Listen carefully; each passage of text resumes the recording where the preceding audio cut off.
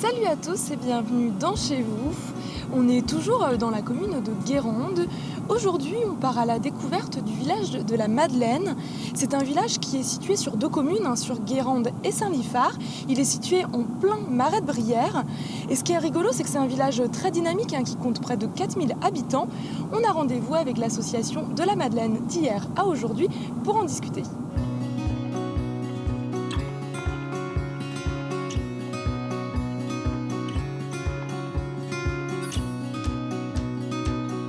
Bonjour Alex. Oui, bonjour. Nous sommes dans le village de la Madeleine.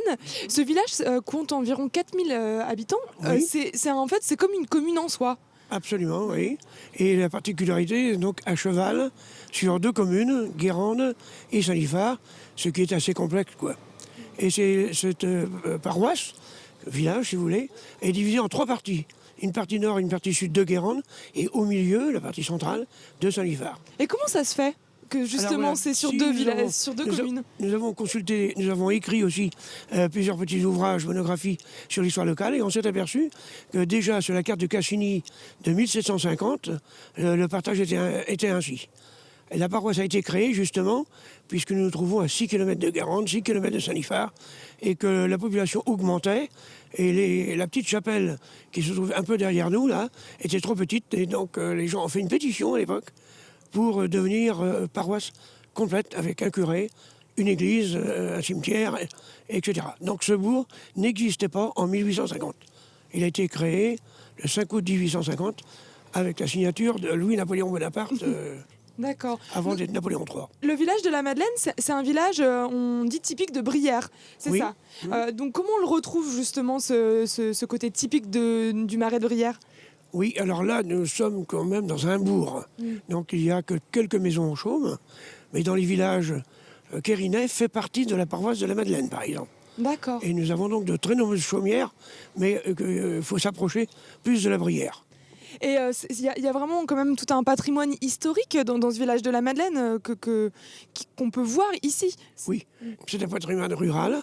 Il y avait 2 fermes dans le bourg seulement.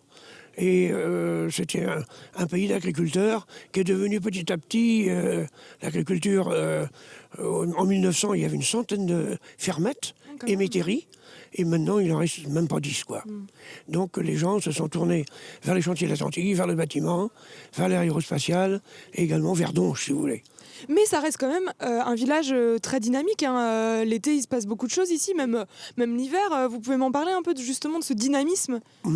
Alors le dynamisme, c'est le sport, c'est la culture, nous, et aussi maintenant des ateliers d'hiver qui se déroulent dans le foyer culturel que nous avons créé en 1982-83. Et nous sommes fiers d'avoir participé à l'enthousiasme et à la simplicité des rapports entre les gens.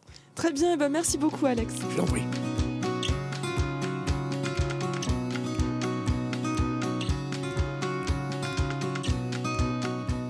Bonjour Joseph. Bonjour. Vous êtes le secrétaire de l'association La Madeleine d'hier à aujourd'hui et vous l'avez fondée, cette association, Oui, c'est oui, ça? avec mon ami Alex. Pourquoi avoir fondé cette association? C'est quoi son but? Le but, c'était de sauver les monuments. Au départ, c'était pour sauver les monuments qui existaient encore dans la région. Et puis alors, on a collecté tous les anciens de la région, on leur a fait raconter leur histoire, les contes du pays, et puis comment ça se passait la vie autrefois dans la campagne. Et on a au moins 60 heures de documents sonores qui sont ici d'ailleurs, qui ont été transmis sur CD et qui relatent toute la vie des gens de la Madeleine il y a très longtemps, quoi. On est devant le centre culturel. C'est vous qui avez été, c'est l'association qui a été initiateur en fait, initiatrice de ce centre. Bah oui, parce qu'on avait entendu parler que le curé, qui était à l'époque encore ici, voulait vendre tout. Il voulait vendre tout à un promoteur. Alors nous, je crois qu'Alex vous l'a raconté, mais on a agi immédiatement auprès des 2 maires de Guérande et de Saint-Liphard, parce que là, c'était à cheval sur les 2 communes, pour que un syndicat intercommunal soit créé pour acheter l'ensemble. Maintenant, l'association, vous faites beaucoup de choses. Il y a bien sûr ce côté patrimoine, mais Ah bah oui, maintenant, ça s'est beaucoup étendu. On a toujours le côté patrimoine. Vous allez voir les livres qu'on a édités depuis la création de l'association. Mais il y a 10 sections. Il y a beaucoup de dames. Il faut admettre qu'il y a beaucoup de dames. Mais il y a aussi une section randonnée, il y a des sections chants, on fait des chants traditionnels et des chants de marins. Il y a une section qui fait uniquement des chants en breton, Ça part de l'aquarelle jusqu'à la peinture sur soie, la broderie, enfin tout un tas d'éléments pour les dames, surtout pour les dames. Hein. Il y a quelques hommes qui font de la peinture quand même. Bon, quand même, Oui, c'est pas réservé qu'aux dames. Non, mais il n'y en a pas beaucoup, il n'y en a pas beaucoup. Merci beaucoup Joseph, au revoir. Et au revoir Claire.